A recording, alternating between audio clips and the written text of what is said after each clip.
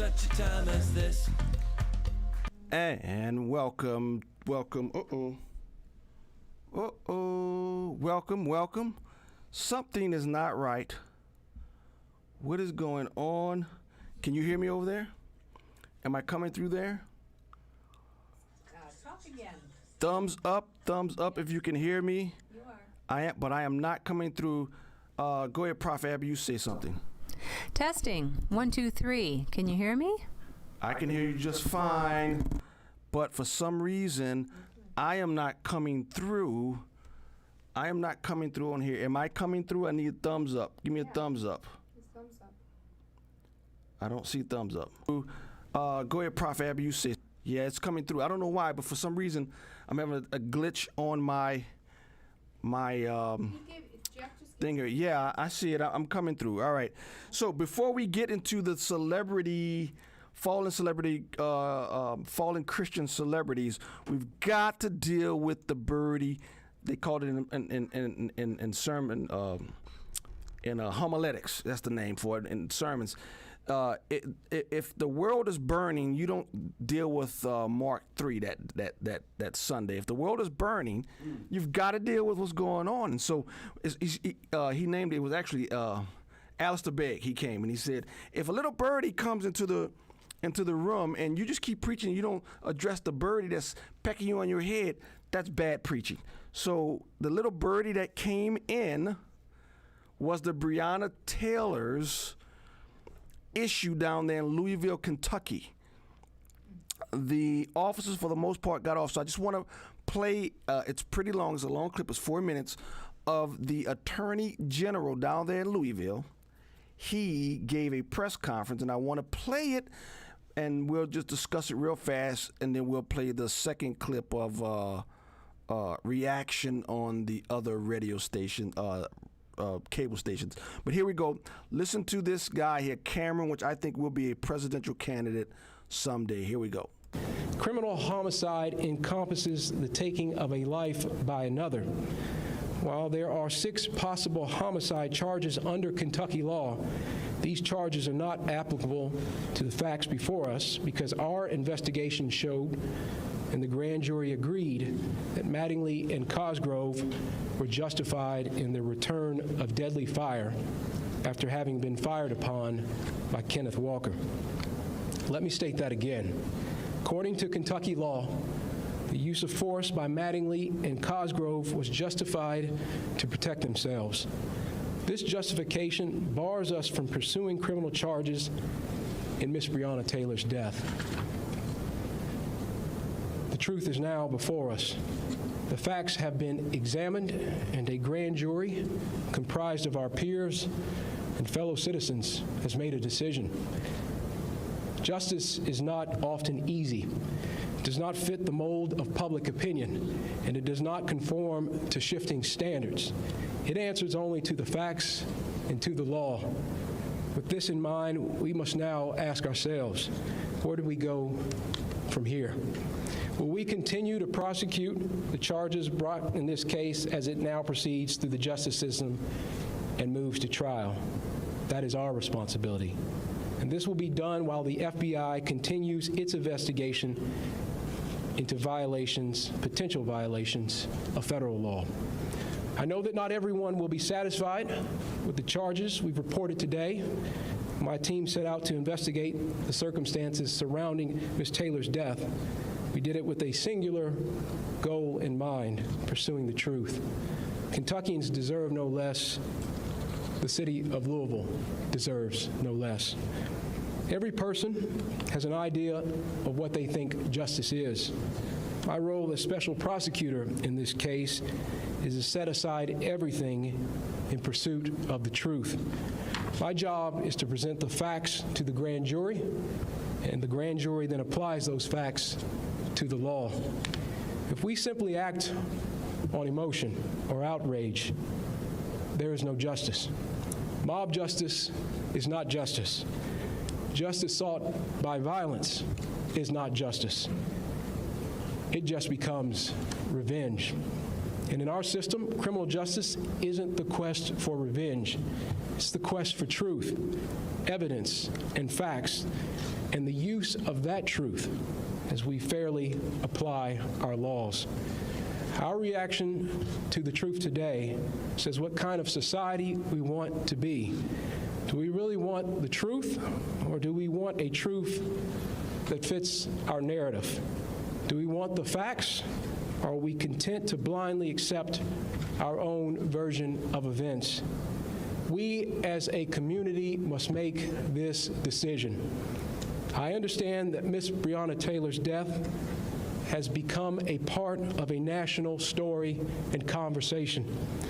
But we must also remember the facts and the collection of evidence in this case are different than cases elsewhere in the country. Each is unique and cannot be compared. There will be celebrities, influencers, and activists who, having never lived in Kentucky, will try to tell us how to feel, suggesting they understand the facts of this case and that they know our community and the Commonwealth better than we do. But they don't. Let's not give in to their attempts to influence our thinking or capture our emotions. At the end of the day, it is up to us. We live here together. We work here and raise our families here together. I urge those protesting on the streets to remember this. Peaceful protests are your right as an American citizen. Instigating violence and destruction are not. I've spoken with both Mayor Fisher and Governor Beshears in the days leading up to this announcement, and I urge them to do what is necessary to maintain law and order and to protect our cities and our people. For those of you who are here a little late, we are going to deal with the Breonna Taylor decision just for a few minutes before we get into our topic tonight, fallen Christian celebrities. But that was Cameron, the Attorney General in the state of Kentucky, which I believe is going to be a presidential candidate one day, the Breonna Taylor thing. So he says, thanks, Jack. Thanks, Northern, what's that, Corruption Monitor 907. How you doing? Thank you, guys. We're going to just deal with Breonna Taylor real quickly. So that was the Attorney General. Look at what happened at a liberal news station who then attacked the Attorney General. Watch this. Law is not adequate to respond to a tragedy. That is quite a remarkable statement, a striking statement.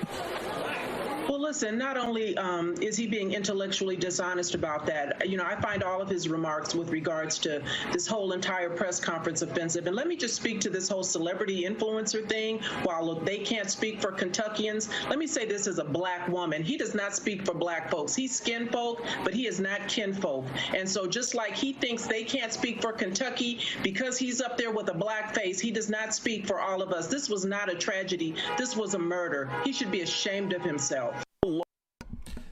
This was not a tragedy. This was a murder.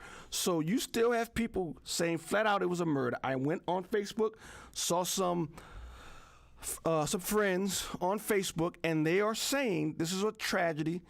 This was murder. The facts are this, as I understand it. And again, I still need somebody to tell me differently. Breonna Taylor was on the warrant. She was mixed up in the drug trade, people. I don't understand how people can get around that. She wasn't the ET, what do you call it, EMT? She wasn't the EMT totally void. She was caught up in this. She was.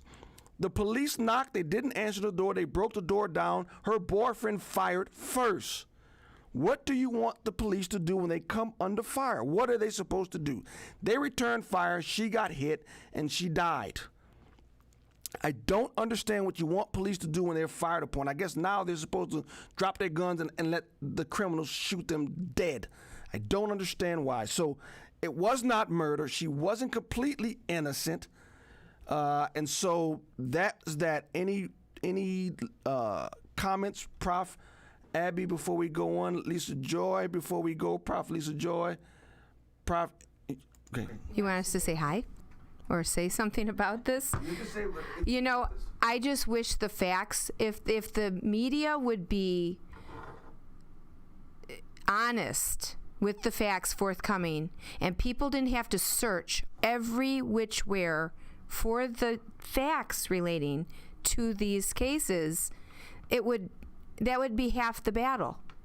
But they keep putting out all this information. Everyone reacts like emotionally, and then they keep going on the emotions with the lies going on, and it's terrible. I think they're doing that on purpose. Northern, help me out. I hate qualified immunity doctrine. That was a reckless murder. Are you saying that the Breonna Taylor incident was a reckless murder? Please explain that to me, how the lady on the warrant, if that's what you're saying, I'm not sure, Northern, that's what you're saying, but Breonna Taylor was caught up in the drug trade. They did execute a lawful warrant, and they fired first.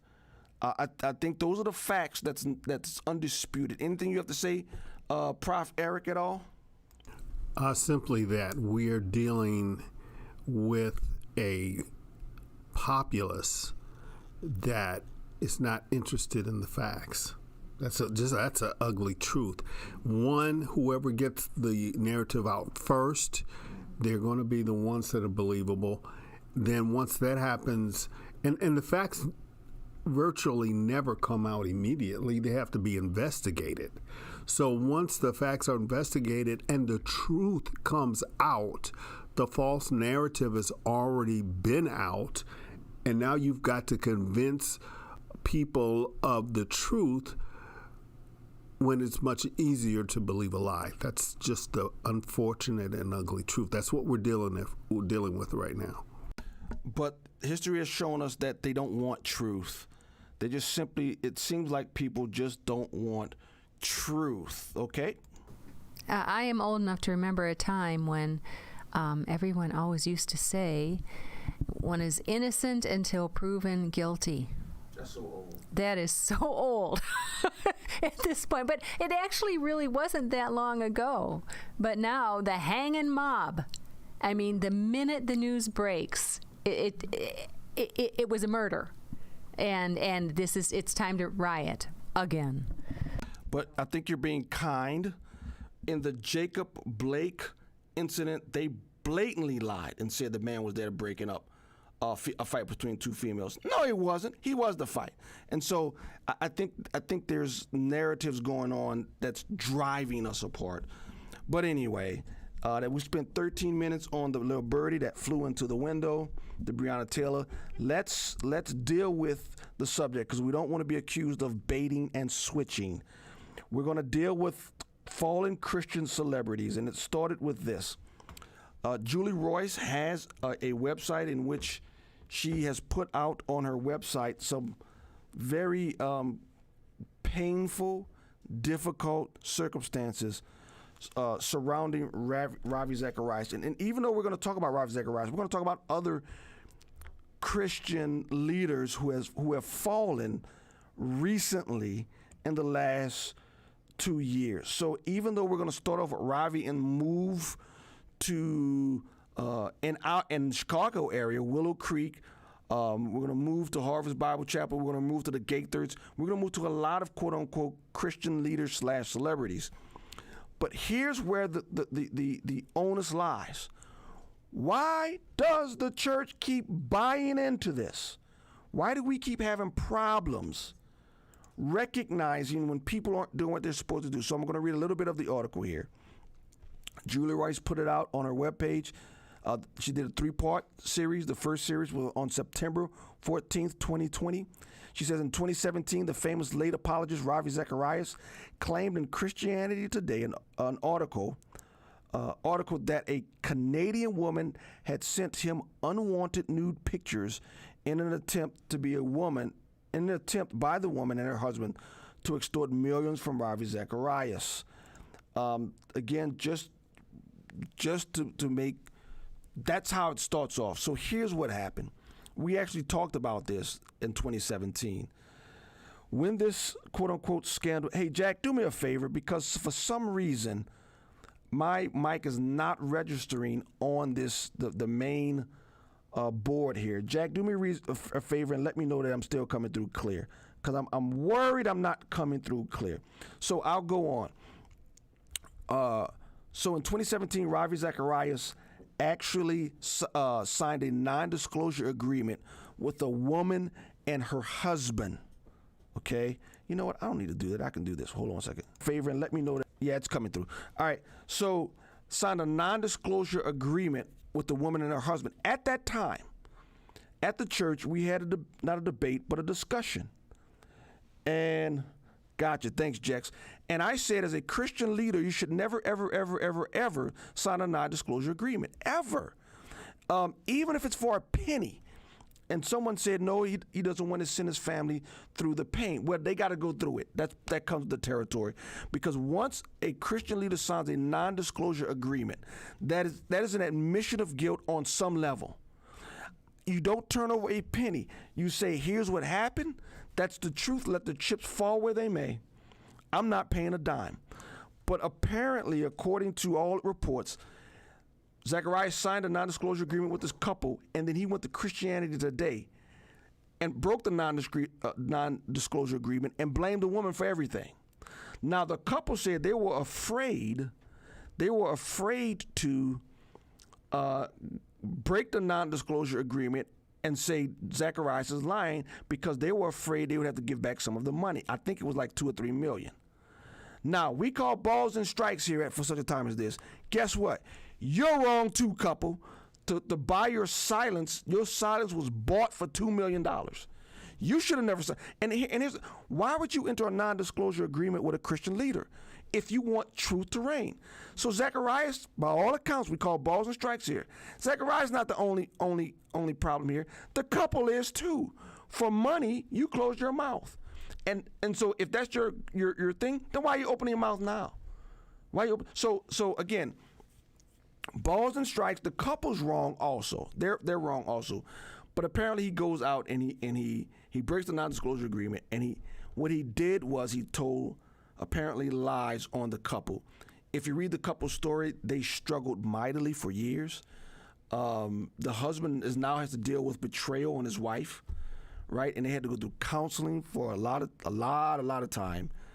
But it comes out now that Zacharias manipulated the woman, and that was the least of what was going on. And so while we don't have to go over every sordid detail, when it comes to Christian leaders, and Zacharias, that wasn't the first quote-unquote red flag. And again, full disclosure, I grew up in the 90s, growing up in my Christian faith, listening to Zacharias. Loved him. But now looking back, hindsight is 20/20. You look at some of the things. One of the guys said this, and he's absolutely right. He says, when Zacharias did a lot of philosophical things, which was really good, but did he ever open up the Bible and explain the Bible thoroughly? And I had to admit, I don't think I've ever heard him do that. I really don't. But regardless, red flags. I was out on Zacharias a few years ago because he went up on stage with Joyce Myers, who was a clear heretic, and he said she was a great Bible teacher. And I said, what? This woman is saying that Jesus, I think at point Jesus and Satan were brothers? Joyce Myers? Joyce Myers, who said that Jesus, his nature actually became sin? I mean, there's some crazy stuff. I mean, some real. Joyce Myers, the one who says that God, we are all little gods and we can all be like God and obtain gods. I mean, there's a list of Joyce Myers. Just, this ain't close, people. And for him to say that just blew me away, and I wrestled with that. And for some reason, I couldn't get past it, and I was out on that. But one of the things we want to talk about before we get to other people is the reaction that the Christian world has. On this issue. And so let me start to kick it around now. Prof. Abby is going to read, I think you have some some remarks? I just, I was on Facebook, and Julie Royce has, of course, been writing about this extensively. And so I was reading the comments, and basically, I'll just read you this one, and here's my comment. Oh, so here's a comment from I think it was a woman who said, "I must ask, a dire warning that we should what? Make sure that all of our pastors and staffs are morally perfect in every way? It's sometimes said that the Christian army is the only one that shoots its wounded." And in my experience, it's more often that Christians will shoot the messenger than the wounded.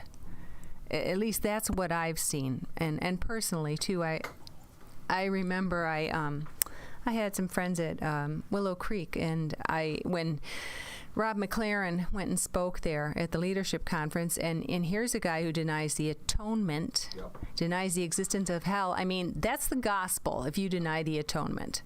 And I brought this up to some friends who were members there, and basically they didn't want to know. They truly just shut it down. And so I had to leave it. I couldn't push it any farther. But, I think that we as Christians have a real problem calling balls and strikes. So many Christians do. I wanted to respond to that. They said the Christian army is the only one that shoots its wounded. That's true, but this is not shooting someone that's wounded. Correct. This is calling out someone that is wounding people because they're not living in truth. So when they talk about people being wounded, I think if anyone has gone through a divorce and people have known them before the divorce, Christians are, in my experience, we're not supportive when people go through things like that are clearly beyond what you can do anything about it sometimes. But this is not shooting the wounded. This is calling out sin in the camp. And I was thinking when I read some of this stuff, because I did not hear all of this, even the stories. So I'm thinking to myself, because I listened to Ravi Zacharias a lot. We all did. And there was one story he talks about Oscar Wilde, the guy that was the playwright that was wicked. And he tells a story about this guy on his deathbed. And I thought, and I'm thinking about this and going, how can you say that with such conviction and tell that story while you're participating in things that are just the same as what you're, it's beyond me. And it's like, as a person that truly embraces the scriptures, and we want to live in such a way that it reflects the Savior that we that died for us. It is just makes me brokenhearted, because then it makes me even more committed to making sure that there's no sin in the camp. Good point. And I said that I was out on Ravi Zacharias years ago. My red flags were really huge. But 2 years ago, I actually played him at a youth event we had, because he had this one story that talked about the crowd and insanity and whatnot. And he's really good. Hold on one second. He was really good about those types of things, dealing with reasoning. And so I just wanted my kids at the youth group to deal with the reasoning aspect of it. And so I played one of his things, but now I can't play anything from him. If those, again, and let's say this, the ministry has not responded to these yet. So, but it's more than just one person. It's more than just one person. There's several outlets now that are reporting his things, and if you want to, you can go and look at it. But again, the focus is, what is it? What does it say about the church? What does it say about you when it's so difficult to call balls and strikes? Abby, you wanted to say something? I just want to say too that this wasn't the first issue that you talked about Joyce Myers, and that was some years ago, and then this issue with the couple came up, and then there's more having to do with massage businesses, but also he had lied. He was a fraud. He had presented himself as having six PhDs. So this has been going on for years. And when you think about all the people who work at RZIM, how on earth do you just look the other way?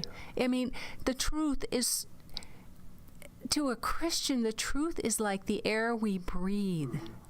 And if it isn't to you, then you've got a real problem. You better examine yourself that you can live with this and perpetuate this and protect this and hide this. So, it wasn't just Ravi. It was the whole organization, which is amazing to me. And that is the thrust of this podcast. If you are at a church and there is a sin that everyone winks at the pastor, you need to go find another church. That's what you need to do. How can I put it? I was shown the door at a few churches. That's the nice way of putting it. I was kicked out of a few of them because this one pastor, and it's years ago, an area. He. You know what? Come to think of it, this was 90. This was before 2000. 98. He started making delineation between white and black, and I went to him. I said, "Man, you can't do that." And he said, "Well, yes, I can." I said, "You can do it, but the scriptures don't tell you can do it." And we started going through the scriptures, by the way, when he brought in all 22 deacons and set me in the middle, me and a friend of mine in the middle. He didn't realize that ain't nothing but fueled us. And we started going back and forth in scriptures. And when he said, "Close the Bible, don't want to hear it anymore," that's when we closed the Bible. That was the first church I got kicked out of or asked to leave because, I don't know, I guess, I used to lift weights. They ain't nobody kicked me out of church. They asked me to leave, but I was going. That was the first one. Then the second one, an issue, one man can't kick anybody out the church. Okay, it has to be a plurality thing, and there was some issue with that, and I had to leave that one too. So, but here's my question. If you are at a church and everyone is winking at sins, that is a problem. How can you worship when you're worshiping with a lie? You can't do it. And so he's not the only one. In the Chicago area on April 10th, 2018, Bill Hybel resigned. Okay? That's because on March 23rd of 2018, the Chicago Tribune, a secular newspaper, published an article detailing sexual misconducts spanning decades. And then he was forced to resign after that happened. And once you read the story, people knew it was an open secret. They knew. People knew and they turned the other. How can you do that? I mean, how can you do that? I can't. I mean, that because it's an issue, it becomes an issue of credibility. Yeah. Are you even really a Christian? I mean, if you can live and live a lie and indefinitely, and he was called out again and again and again and again and still not turn away from your sin, then at that point I have to question your salvation. And what was the book that he wrote? He talked about character, who is who you are when no one's looking. I think, wonder what he was thinking. Well, he had something. I'm trying to think. There was some book about character, and I think back to certain things that were said and done, and I go, and when things are revealed. Okay, so I love John Townsend and Henry Cloud's Boundaries book, and one of the things they said in one of their books, as a counselor, if at some time the person that you are dealing with has been dishonest or lies to you, all bets are off. That's it. We can't go any farther because I have nothing to base this relationship going forward on. It's done. Can't do it. And I think about that if all of us handled our life and our church that way, oh my gosh, what a wonderful world it would be. You know? Yeah. And Jack says this. He says, calling out sin is one of the most compassionate things a person can do. It takes love to risk your neck. And I can tell you, being a seasoned pro of getting kicked out, the first one I got kicked out of, you know what? The people that was in part of my small group, the people that I was closest to, the young adult group, nobody said a word. And they all knew what happened. Because after that meeting, I didn't want to just drop everything. I continued to teach a college group for the next 3 months. And then we just slanked away, sort of. Me and my wife, we just quit. This was before we had kids. Nobody reached out. They knew what happened to us. Me and my I can't, so I'm not going to say nobody because it was two of us that was putting that in the middle. We both left. And I had another friend, Maurice at the time, he left too because he knew what happened. But for the most part, nobody said anything. And the funny thing about it, when I left, there was 1, 2, I know at least 2, if not 3, that was on staff. And within the next 3 years, he turned on them also. And they left. So, but Jack, you are right. It takes something because especially in those situations, it's a totalitarian mindset, right? And it was that way at Willow Creek. And then just coincidence-wise, right? You want to go ahead? Just go ahead, Abby, before I go further. Wait. We've had a little bit of practice here because this is a church, because our pastor is Pastor James. We do practice church discipline, and it is very uncomfortable when we have to do that. But it has to be done. I mean, God makes it clear in the Bible, a little yeast leavens the whole loaf. And at this point, it's happened a few times, and you're like, oh, this is unfortunate, but it has to be done. You expect typically you get a hostile response when you do this, and the person will move on to the next church who, let me just say, usually doesn't want to know that the person has been disciplined. We run into that too. So I just, there's this sort of Pollyanna-ish, I think there's something going on here, and I see it myself too, is I have such a hard time imagining the people doing some of these things that I see, because Pastor James calls me out on it all the time, because I can't get into their head. I can't think, what on earth are they thinking? So because I can't imagine doing it myself, I just assume that the other person wouldn't have done that, but then when you're confronted, even when you're sometimes confronted with the proof, it's still hard to accept sometimes. But I think part of that is just me underestimating the power of sin and the power of the devil, because the devil targets Christian leaders. You can count on it. If you have a ministry that is making any sort of headway for the kingdom, you will have a target on your back. And the Tribune documented incidences in practice at Willow Creek that now that he was gone, the floodgates opened up. And one of the things they said, because there were several articles after he had gone, the elder board at the time came forward and said, we screwed up, and I think they all resigned. But at the time, articles were flying out. They said that it was a common practice at Willow Creek, I remember reading this, to be using F-bombs in the church office. And they, yes, and they ignored it. I mean, that was just once a week. So one of the ladies that left on the thing, she said that was common. That was common, and everybody turned their eyes.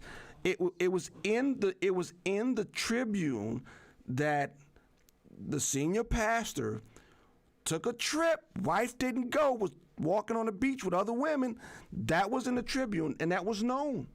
And nobody batted an eye. They all swallowed it. And what a horrible, horrible witness to the world all of this is. When we don't take care of our own issues, it's a terrible witness, and then the world can just write us off. It makes it look like this isn't real, that Christianity isn't real, the relationship with Jesus isn't real that we always talk about. And that's a tragedy for unbelievers as well as the church. So the title is somewhat misleading. It says fallen Christian celebrities. If you haven't picked up on it now, there's no such thing as Christian celebrities. There's one Christian celebrity. He was crucified on a cross. He rose 3 days later. That's the only celebrity that Christians should ever have. If I was to sin, an open sin, and the people of my church continue to come, I would be disappointed in them. I would be very disappointed in you all, because I didn't do my job. That you love Christ above and beyond anything. Another one, Christian celebrity, January 16th of 2019. Another church here, a local pastor was forced to take an indefinite sabbatical. And then a week later, a local disc jockey called him out. And then approximately on February 13th, so approximately a month later, a leaked tape was put on a local station here in Chicago, in which this pastor, and I feel uncomfortable, I'm not going to say the names, but this pastor was discussing putting kiddie porn on an enemy's hard drive. Okay, this was tape that had happened years ago, and it wasn't until it was made public that he was forced to resign. Now, everybody knew he said it in the room, and he had done multiple things for multiple years, and nobody said a word. That entire organization that meets on Sunday morning knew the character of the man who preached every Sunday, yet nothing was said on the obvious, blatant sins. How could that be? Lisa Joy, you want to say something? No, I was thinking about, I've had to wrestle with going through a very painful divorce, something I never thought I'd have to do. And I think when you have things, I kind of ran ahead of myself. You have to come to the point where you're living a lie and you can't do it anymore. And I have to come clean. You have to get help. You got to do what you have to do. And it's really sad that people feel,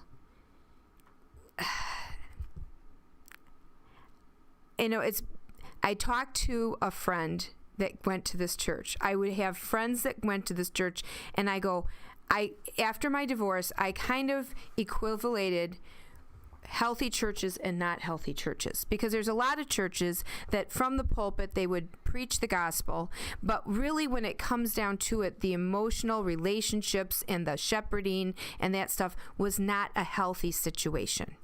So there was, whether we would call it sin in the camp or whatever, there were broken people that were not doing anything about getting sanctified. Maybe that's the word to put it. And I remember asking several people that I had a lot of, faith in their walk with the Lord. And I bumped into a man who I had known for years, and I hadn't seen him for a long time. And I said, "Are you still going?" Because I knew he had been a group leader. He said, "No, we're not." And I said, "Really?" And I didn't want to know all the details. I just said, "Why did you leave?" And he said, "Well, let me just put it this way. My wife got a job in the office, and we saw more than we wanted to see." So people that were involved in the everyday, and I said, but that to the credit of this man, he lived up to the fact that this is a solid believer that wants to live. I mean, I knew things about his past, that he had really come to a real relationship with Christ. And when you come to a real relationship with Christ, and it's obedience, It's obedience to the word. It's obedience to living differently and being held accountable. And if you're a leader and you're a church leader, you have a higher level that we have to hold you accountable to. And it's just sad to see it. And I can't tell you, I was in a ministry position for quite a few years, and within 2-3 years, I'd have people come from that church and say things, and I just finally said, God, don't bring any more. I don't want to know any more about what's going on over there. I can't handle it. I had a very close person in my life that went there, and I couldn't talk about it. I said, please no more, because I just couldn't handle it. It was very sad to see. And so, again, the thrust is this. There are no Christian celebrities. Do not go to a church because you think somebody preaches well, but you know their life is just jacked up. And I can tell you, because we live in this area, the Christian in the Chicago area, and I knew guys who attended and was on staff at both places. They knew it. I was back in the 90s with some friends who did their internship at Willow Creek.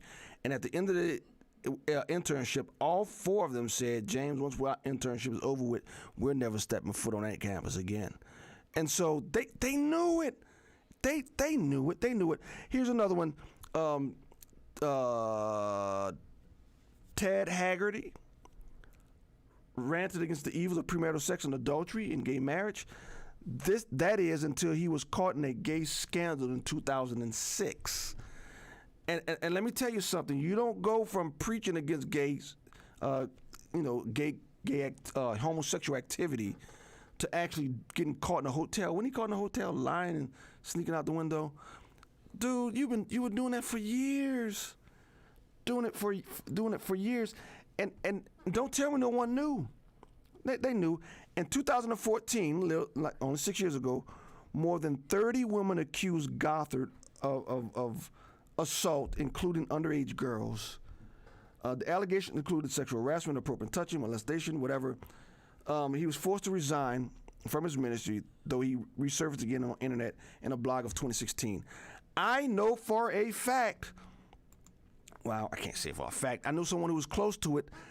They knew. They all knew. They knew, and they said nothing. Nothing. They let it go because they were part of the in crowd of a large, quote-unquote, successful ministry. And people know, again, what does that say to you if you know and say and do nothing? How can you worship? How can you worship and dare listen to a man preach when you know flat out he's no good? He doesn't believe what he's saying. But again, that's the world we live in. You know, we all leadership is so important, and we need leaders. We really do need leaders, and we need godly leaders. But a leader can only lead as far as he himself or herself has gone. They can't go any farther than that. So if you know that your leader is involved in ungodly behavior, where's that person going to lead you? Well, I think that's obviously the design of the enemy. So they can't teach you anything. Even if they're like, Ravi Zacharias was so eloquent. He was such an amazing storyteller. I was going to say the same thing. And it's so hard for me to imagine that it's like the same, but this is the same person who was lying and committing fraud and involved in sexual immorality, and at the same time speaking such profound truths. And he did speak a lot of truth. But he's disqualified. And he should have been disqualified a long time ago if we were following our Bibles.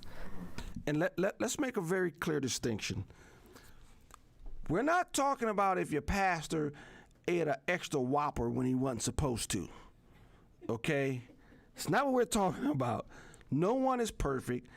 We all are going to have problems. But if you look at these guys, we're not talking about things you can apologize for. And again, I you know, one of the things I say to people, it's not a prideful thing, but if the skeletons that fall out of my closet, you'll laugh at them at this point. Cause they ain't if I told you some of the stuff, the skeletons, it ain't that bad. Matter of fact, in these years ago. But if it ever comes to a point to where is I do something that disqualifies me, I just need to go. Let somebody else step in. Let somebody else teach, right? But to have I would be more afraid, and here's the thing. Anybody can fall. I can fall. Anybody can fall. Anybody can sin. And if you don't think you can, you're a fool. The best of us, David, he not only fell, oh my goodness. But David is the best of us. I'm not foolish enough to believe I'm better than King David. I'm not stupid enough to believe that. That's not the problem. The problem is lying about it, preaching when you know doggone well you shouldn't be. That's just awful. But again, that is the world we live in. People gravitate to these Christian celebrities, and they ought not to. I don't know what to do to bring a stop to this, because the alternative to what's truly going on is heartbreaking. You understand what I'm saying, right? I don't think a Christian can live in lie after lie. Go ahead. So,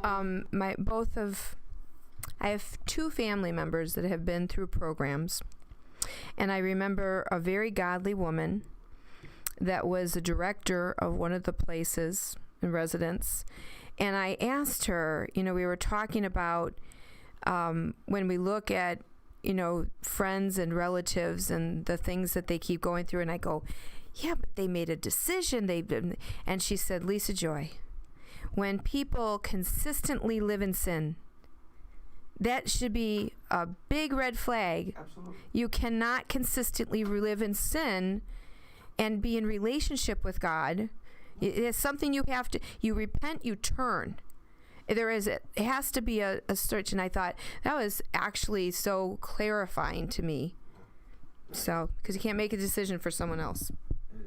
I had an incident in which I was involved in, and me and another elder, we were talking about an incident, and we were talking about someone that we had known in the incident who told flat out big lies and tried to hurt the church back some years ago. And I remember talking to Bill. He would mind it. Bill, and I said, Bill, man, I remember the last time I told a lie, and it was a half lie. It wasn't. I think it wasn't a lie of omission. Man, I couldn't sleep. I was all messed up. I think I lasted maybe 12 hours. I forget exactly when, because it was long. It was years ago, maybe 2 decades ago. I couldn't sleep. And I said, man, I got to make this right. I got to call whatever. Bill said, you. I ain't gonna, boy. I don't think Bill. Bill said, okay. Bill said, I almost had a nervous breakdown last time I lied. Man, I had to get therapy. Right? He said, so I had to tell a guy, and I told a lie. I told him, and the guy started laughing at me. He says, man, you about to have a nervous breakdown just because you told a lie? He said, yeah, I can't live up. I can't sleep. I can't do anything. And we said all that to say this, and then we turned to each other and we said, yeah, this person we're talking about who did what he did, I don't see how a believer can do this. I mean, it was vicious, vicious lies that tried to rip the church apart, and it lied to very close people. And so, guys, if you know someone who is a pastor in ministry, and they have a problem with the truth, I can say with a fair amount of certainty the Holy Spirit is not guiding them, because the Holy Spirit guides into all truth. The Holy Spirit is not using them. Find another church. Okay, let me get to the chat board. At least they stopped chatting.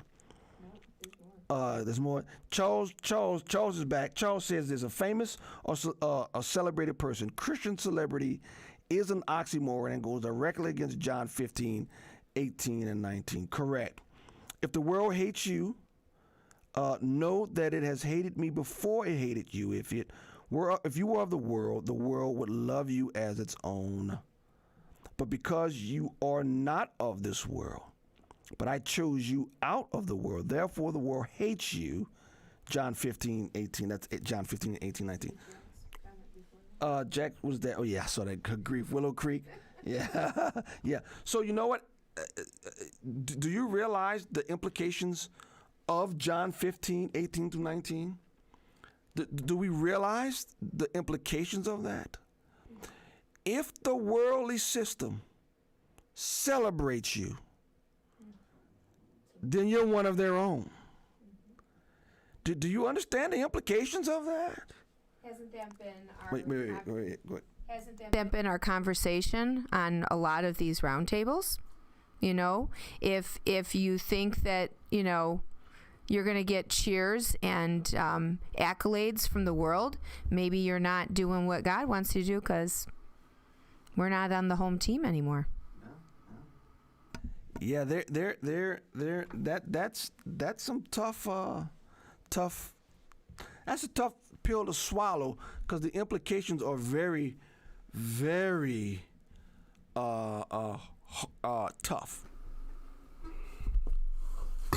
I have not said a lot of things tonight because I am heartbroken. And I think that's a normal reaction from a believer when they find out that one of the people that they look up to in the faith, if I can use that term, has failed. And I know that there are some people out there that are thinking, without saying it, I haven't seen the comment yet, but I know this comment has been made. And if I didn't say it, I thought about it, that, okay, this is really, really bad, but he's dead. I was able to answer that inquiry with a few of my friends. First of all, it wasn't one thing, it was several. That's heartbreaking in itself. But what's now, in my humble opinion, dangerous is there is a ministry in his name that is an ongoing ministry that, among other things, reruns his speaking. And I'm quiet because I need to be quiet, because I need to reconcile this in my mind. I need to figure this thing out. So anybody who's out there that's actually thinking the same way I am, I invite you to just do that. Go through that exercise. There is a right thing and there is a wrong thing. And it doesn't matter who you are on this planet. If you do the wrong thing, one, there's a consequence. But two, and worse than that, is if you have taken the blood-stained banner and ran with it, and rather than confess your sin and repent, you try to hide it like Adam and David did. That's bad company. That's not company you want to be in. Well, in defense of David, when he was confronted with it, he repented. So that is not, unfortunately, the case here. And yeah, and I hadn't even thought about, yes, all his stuff is still out there. And the people who are still running RZIM are the same people who looked the other way all those years. And let him do it. My goodness. And so one of the comments here, KS, responding to you, Eric, yes, heartbroken, don't know if this has been addressed yet, but what of his teaching, ? No. Here's the thing. Just what Prof. Abby said, there was no thou art the man moment in his life. He went to his grave. And here's the thing. It's not like his words just went up into the ether. If you read what's out there, there were people directly hurt by what he did. That's one. The woman and her husband is going to therapy, she said, for years. Years now. He slandered her and he lied on her. Two, the RZMI, what is it? RZIM, they were complicit. They knew what is going on, and you can't. And if everything in the report is true, again, let's leave it out there, because part of what bothers me is that they have not responded yet to some very credible, documented evidence. They have not responded, which they should have by now. And if everything is being documented is true, they were complicit. The people who was running the ministry now knew about it. And if everything reported is true, they knew about it for years. He did some things that weren't just in a closet. He did some things that was out there. And so, what about the teachings that's out there? Can anyone listen to them? I don't see how you can. If Ravi, listen, if the things came out, and again, maybe the reason why he didn't do it because he was so deep into it.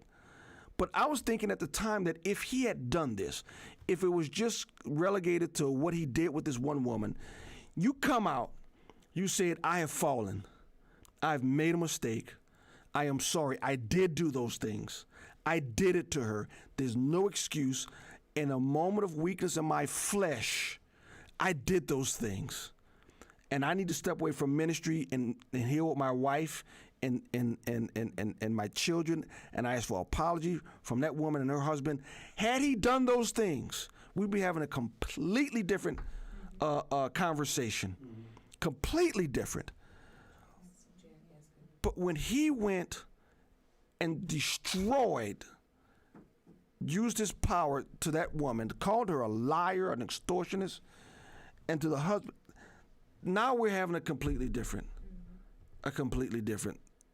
story here. So I don't see how you can listen. And like I said, I saw Reflex before when he was talking about Joyce Myers being a good Bible teacher. Oh my goodness. So Jack said, I advised against listening to unrepentant teachers at this level of sin. Yeah, and it's not just, my goodness. It's, and again, it's one thing to fall. Okay, all sins aren't created equal. All right, if he fell with a consenting woman, I get it. You ask for forgiveness. I get it. But my goodness, this is going okay, Eric. We keep forgetting that this whole thing about Christianity, it's not just tangible. It is intangible. That which is intangible or unseen is, in a lot of ways, more powerful than that which is seen. Thanks. I don't see how I could, and this is not personal. This is a principle. I don't see how I could, let me own it. I don't see how I can listen to Ravi anymore, because this is going to be tapping me on my shoulder. I can't, that's number one. Number two, I'm thinking of the couple. Yeah. And you know how we get, I just got $3 million. Oh, I think this will soothe me a little bit. Guess what?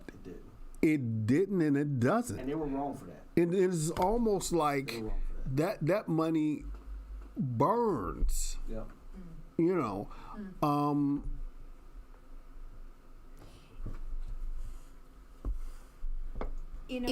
I think about this we were talking about what happened in Kenosha and the man that was shot. And when you think about people putting his name and celebrating when the victim is watching all this. So that's the same thing. Exactly. How different is this than that? It's like, when one of the churches that I went to, there were people, they were preaching from the pulpit scripture, but when I knew there were things happening that were not right and people shamed in the congregation, it taints everything. The person stands up because they know what's going on, and yet they do nothing about it. So that you've got a hypocritical, level of expectation. So this person standing up and speaking these beautiful words of scripture and these lessons, yet you see them the rest of the week and you go, well, how is that played out in your life? It's like you can't teach children things and not uphold the things that you expect them to. And my grandfather, one of my grandfathers said, do as I say, not as I do. Well, that doesn't work. That doesn't work. And again, the horrible reality in all of this is you don't do what these men did and no one knows about it. They all knew. And we know that the two large organizations, literally really close to New Hope. One of them I can jog there in 3 minutes, right? The other one I can jog there, it may take an hour, but I can jog there. They're not that far. So we know people, they knew. They were not ignorant of these things. They knew. And I know. So it is just really hard, and it is sad. It's really. I'll tell you where my heart really broke too is, if you read the account of the woman, how she was manipulated to do what she did. That was horrible. That was horrible. To read some more comments, and then we'll close it out. We're going a little long here. KS, where did the hush money come from? Oh, the hush money came from the ministry. RZMI, I don't know what it is. RZIM, oh, it came from. Now, here's what they say. I think when you read about it, they said, no, it didn't come from the ministry. It came from my personal account. Well, heck, where the money from your personal account came from, Ravi? Stop playing games. So that's what they said. He has betrayed those who supported his ministry, of course, and so many others.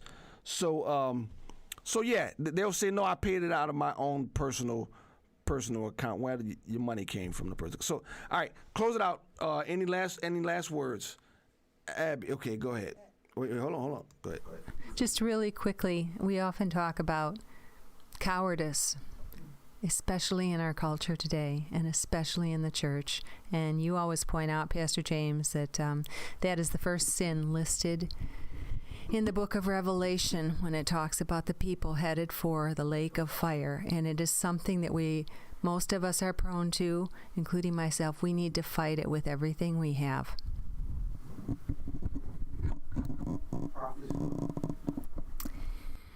I don't know what else to say. I was so disappointed. I think when you hear things like this, the first thing you go, oh no, it has to be wrong. It can't be right.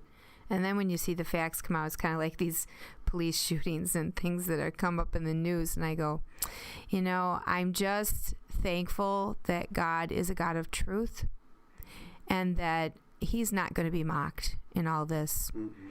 And it's a very sobering thought for each one of us to live each day like it was our last and like God is standing right next to us.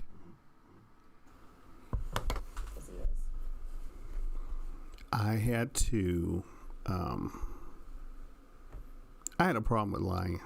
And I can say it past tense because here's the agreement I came to with the Lord. It's simply that if I have to lie about something, then I probably shouldn't have done what I'm lying about. And there's something to be said for committing yourself to a life of purity and holiness. Are you going to be perfect? Absolutely not. But if you're shooting for something that the Lord wants you to be, by nature, it's going to eliminate some things that you might have done before that you just don't do. And we don't talk about it. And we need to. We need to talk about purity and holiness on a personal basis, on a day-to-day basis. And if we do that, and if we did that, some of these things would, I don't believe they would happen as much as they're happening. Yeah, we've got to be people of truth. Jesus says, anyone who loves son, daughter, wife, father more than me is not worthy of me. Well, heck, if you're supposed to love God more than your children, that darn sure extends to the pastor. You can't love the pastor more than Jesus. So, and if you do that, and one of my pet peeves, again, we talk about fallen Christian celebrities. No such thing as Christian celebrities. Probably should be in quotes, right? No such thing. But here's the one thing. How is it that these organizations keep having these men preach and teach, and people keep going? Let me tell you another red flag. Any man who will not come and share the gospel with you unless you pay him $50,000 or $25,000 or a nickel. Red flag. Red flag. I don't care if he's on the television. I don't care if he's peddling the gospel. Red flag. Don't be surprised when his skeletons fall out the closet. That's just my unsolicited advice. Best man ever walked the earth. Never charged a dime for the words of truth that he spoke. Thank you for being with us here at For Such a Time as This on our round table. We will see you later. God bless.